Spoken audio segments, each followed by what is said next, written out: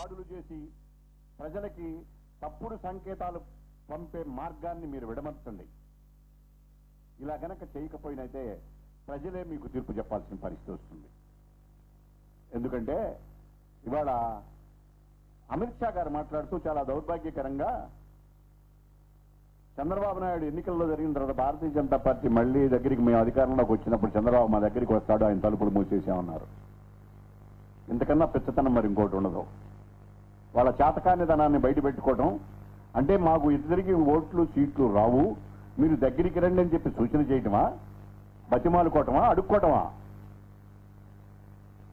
అమిత్ షా గారు మీరిద్దరికి అధికారంలోకి రాలనేది దేశవ్యాప్తంగా ప్రజల నిర్ణయానికి వచ్చేశారు. ఇంకా మీ దగ్గరికి వచ్చే సమస్య రాదు. కారణం ఏమిటంటే ప్రజలు ఎప్పుడో మిమ్మల్ని బ్యాన్ చేశారు. ఆంధ్రప్రదేశ్లో భారతీయ జనతా పార్టీని బ్యాన్ చేశారు, ప్రజలు బహిష్కరించేశారు. మీకు ఒక్క సీటు రాదు, డిపాజిట్లు రావు. మీరు చంద్రబాబుని బ్యాన్ చేసేంత స్థాయికి మీరు ఎదిగానని అనుకుంటున్నారా? ఇంతకన్నా దుర్మార్గకరమైన విషయం ఇంకోటి ఉంటుందా? అందుకని మిమ్మల్ని ప్రజలే బ్యాన్ చేశారు. ఇక్కడ రాష్ట్రంలో అయితే మీకు డిపాజిట్లు కూడా రావు. దేశవ్యాప్తంగా మీ గ్రాఫ్ పూర్తిగా పడిపోయింది. మీరు మీకు మినిమం సీట్లు కూడా సంపాదించుకునేటటువంటి పరిస్థితి లేదు గనక ఓడిపోతున్నారనేటువంటి భయంతో, ఆందోళనతో మీరు ఈ ఆరోపణలు చేస్తున్నారు. ఇలాంటి అవాస్తవాలు ప్రజల దృష్టికి తీసుకొచ్చి దృష్టి మరలించాలనేటువంటి ప్రయత్నం చేస్తున్నారు. ఇది సరైనటువంటి ధోరణి కాదు. కనీసం మేము చెప్పిన మాటలు వినకపోతే మళ్ళీ మీ పార్టీ వ్యవస్థాపకులు చెప్పినటువంటి విషయాలైనా సరే గమనంలోకి తీసుకుని ఎన్నికల్లో ప్రత్యర్థులు ఉండాలి, ప్రత్యర్థులు ఉన్నప్పుడే ప్రజాస్వామ్యంలో అభివృద్ధి, మనుగడ, పాలకపక్షంలో ప్రతిపక్షం ఉండాలా, పార్లమెంటు సభల్లో ప్రతిపక్షం ఉండాలా అనేటటువంటి కోరుకునే వాళ్ళల్లో మేము కూడా ఒకళ్ళం. మేము ఎప్పుడు ప్రత్యర్థులను శత్రువులుగా చూడలేదు, శత్రువులుగా ప్రవర్తించలేదు.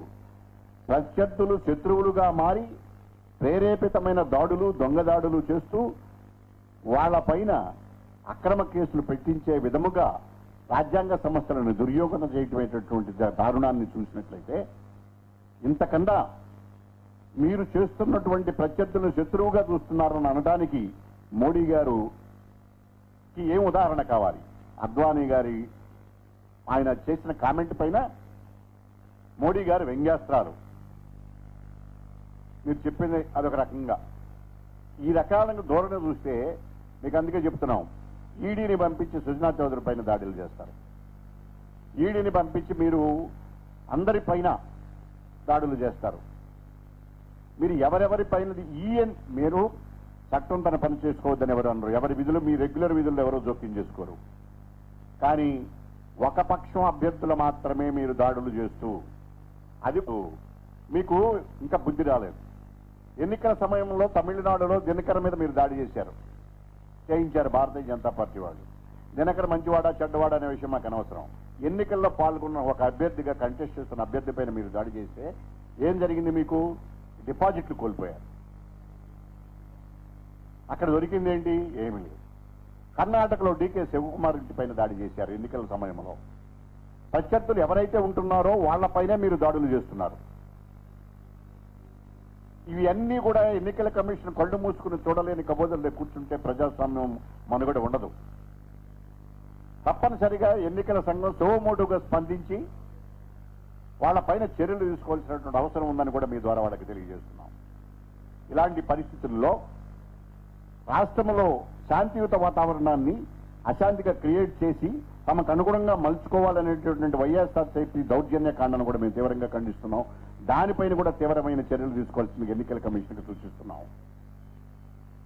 మేము ప్రత్యర్థులుగా ఇక్కడ ఉన్నప్పటికీ, మేము అధికార పక్షంలో రాష్ట్రంలో ఉన్నప్పటికీ ఎన్నికల విధుల్లో ఇప్పుడు చంద్రబాబు నాయుడు గారు కానీ అధికారుల విషయంలో కానీ ఏ రోజు జోక్యం చేసుకోలేదు.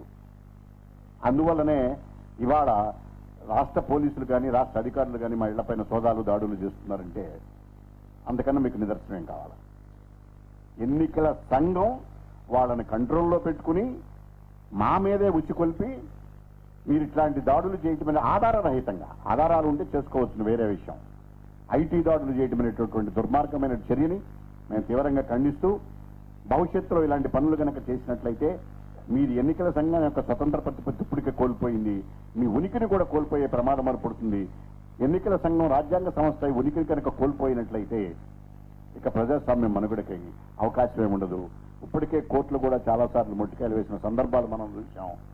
కనుక మీ విధులు మీరు సక్రమంగా నిర్వహించి రాజకీయాల్లో పార్టీలో పాల్గొనే అభ్యర్థులందరినీ సమాన దృష్టితో చూసి అధికారాన్ని దుర్వినియోగం చేస్తున్నటువంటి కేంద్ర ప్రభుత్వాన్ని మొట్టికాయలు వేసి వాళ్ళపైన చర్యలు తీసుకోవాల్సిందిగా మీ ద్వారా వాళ్ళకి విజ్ఞప్తి చేస్తూ, ప్రజలకు వచ్చేదలికి ఇట్లాంటి భయభ్రాంతులకు మీరేమీ భయపడవలసిన అవసరం లేదు.